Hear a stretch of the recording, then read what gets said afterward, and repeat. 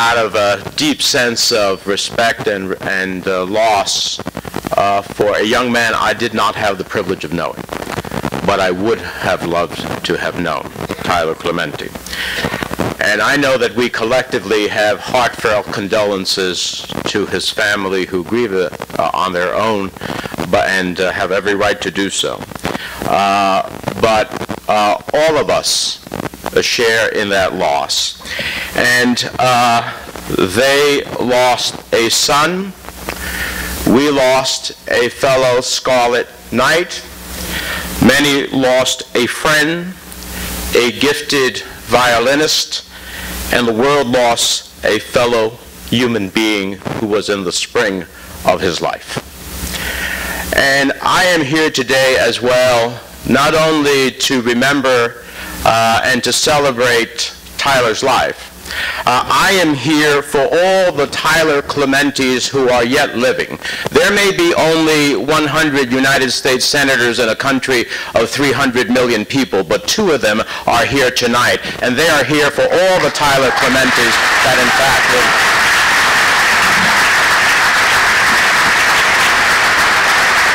We are. And I appreciate Steve and all the other organizations here on the campus and elsewhere that have brought us together. And I think that the questions that face Tyler, certainly because he was gay, but also they are broad questions.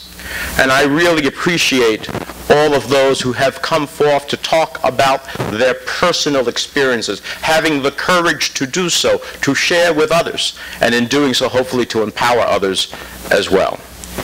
We come together to mourn the loss of a young, talented New Jerseyan who felt so marginalized by what happened to him that he felt the need to take his own life.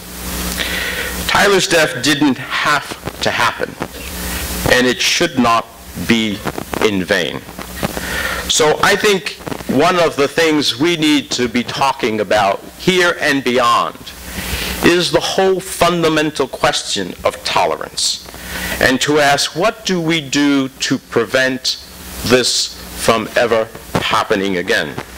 What do we do to protect a person in their personal choices, in their most private human rights, in our society, in the online global village in which we live, on the streets of New Brunswick, or in any other community in our state? We have to recognize 2 powerful forces that converge to spark this tragic event: discriminating against the individual rights of a person's choice and the privacy of an individual, and the new realities of the digital age. One is as old a problem as the aegis, which remains cruelly destructive to this day. The other is something so new it would not have been a factor a decade ago. But both need to be addressed. To begin with, tolerance and the notion of mutual understanding, I think, needs to be a central theme of where we go tonight and beyond. No doubt ours is a more understanding society than ever before, but yet it falls far short.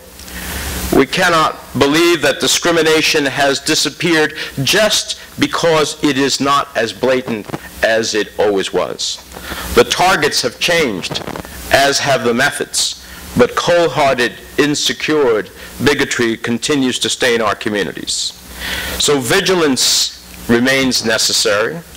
The act against one member of the gay community is a crime against all people who have been called out for being different in one way or another. The hatefulness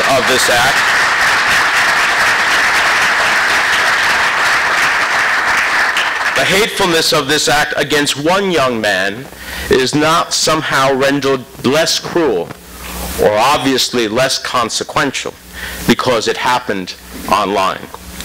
We can never tolerate such a crime against a member of the community, regardless of who they are.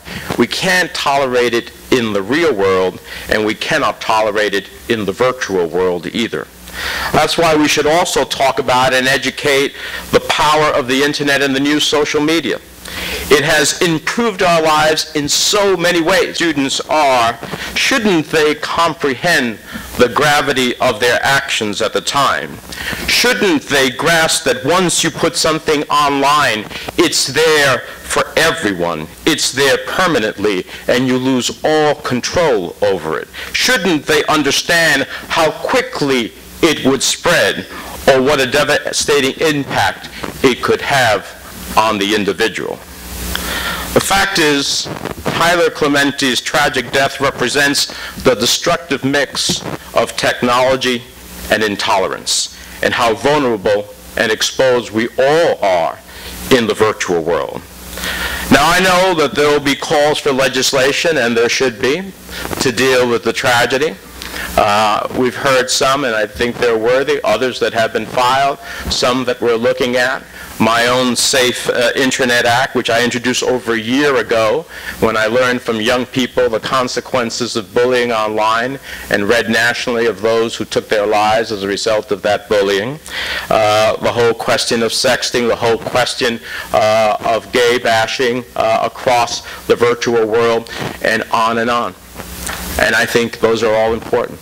But 20 years ago, when I was in the New Jersey legislature and passed the New Jersey bias crime law, I said then that while we cannot ultimately take out the bigotry that a person has in their mind or in their heart, we can send a clear societal message that we will not tolerate that type of bigotry.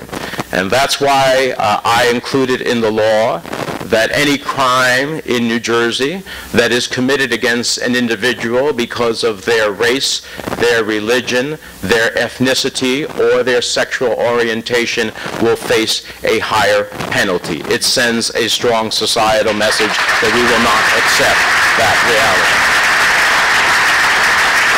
And so, that was 20 years ago. We've come a long way, but yet we still have so far to go. And so we'll look at the Matthew Shepard law and see whether or not that needs to be strengthened, something I was proud to be a co-sponsor and support.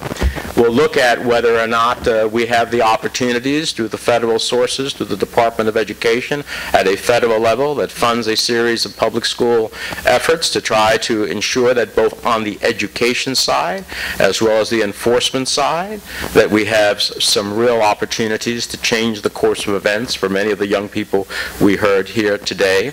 But laws are only as good as they are enforced. And we need a Department of Justice that will clearly enforce the law vigorously through its Civil Rights Division, and I will continue to press that as a member of the United States Senate. So let me simply say, we can have all the laws in the world, and I think we should.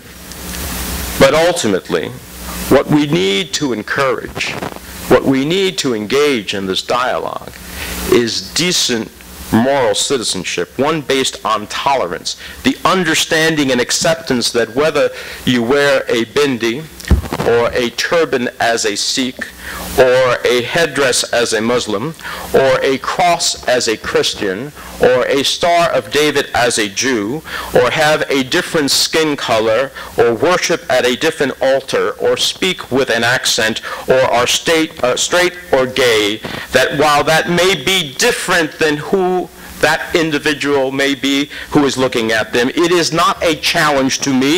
It is not a threat to me. It is, in fact, a celebration of the greatest successful human experiment in the history of mankind. It's called the United States of America.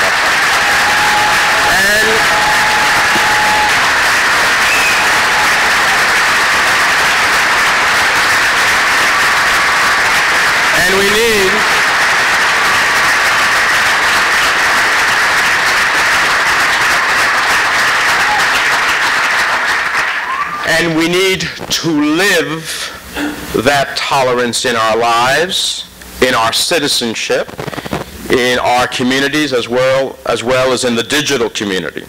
The type of citizenship that emphasizes fundamental values and common sense rules of behavior.